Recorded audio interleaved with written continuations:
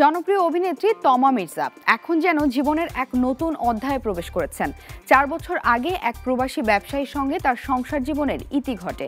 সেই সময়টা ছিল ব্যক্তিগত জীবনের কঠিন এক বাঁক। তবে সেই বেদনা পেছনে ফেলে বর্তমানে নিজেকে একা দাবি করলেন তমা।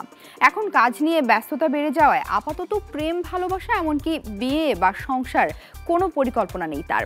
এখন অভিনয় তার প্রথম ও প্রধান ভাবনা। হঠাৎ করে তমা মির্জার এমন বক্তব্য শুনে বিস্ময় প্রকাশ করেছেন অনেকেই। চলচ্চিত্র নির্মাতা রায়হান রাফির সঙ্গে তমার সম্পর্ক নিয়ে গুঞ্জন বহুদিনের। তাদের বিয়ের খবরও চাউর হয়েছে বেশ কয়েকবার।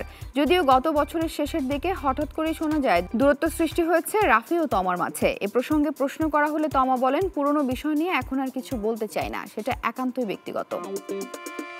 এক গণমাধ্যমকে দেওয়া সাক্ষাৎকারে তিনি বলেন, জীবনের পথে চলতে গিয়ে অনেকেই বন্ধু হয়ে আসে, কেউ থেকে যায়, কেউ আবার চলেও যায়। কিন্তু আমার জীবনে প্রেম একবারই এসেছিল, একজনকেই ভালোবেসেছি, আর কাউকে পারিনি। এটাও নিছক মিথ্যা হবে। প্রেম বারবার আসতে পারে, কেউ কেউ হয়তো ভালোবেসে সারা জীবন একজনের সঙ্গেই কাটিয়ে দেন। অভিনেত্রী আরও বলেন, এই সময়ে এসে এমন কাউকে পাওয়া সত্যি কঠিন। জীবনের যেসব সময়ে প্রেম ভালোবাসা এসেছে তখন হয়তো ভেবেছি বিয়ে করে সংসার করব, নিজেকে স্থির রাখবো। কিন্তু এখন যেহেতু জীবনে এমন কেউ নেই, তাই তেমন কিছু ভাবছি না। তবে হঠাৎ বৃষ্টির মতো যদি কেউ আসে, যদি মনে হয় তার সঙ্গে বাকি জীবনটা কাটিয়ে দেওয়া সম্ভব, তখনই বিয়ে করব।